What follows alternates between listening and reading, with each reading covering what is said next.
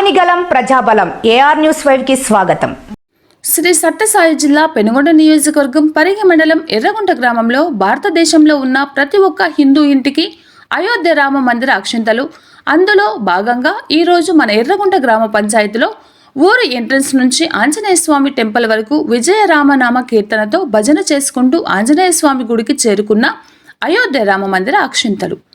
ఈ కార్యక్రమంలో ఎర్రగుంట గ్రామ ప్రజలు, భక్తులు మరియు రామ సేవకులందరూ పాల్గొన్నారు.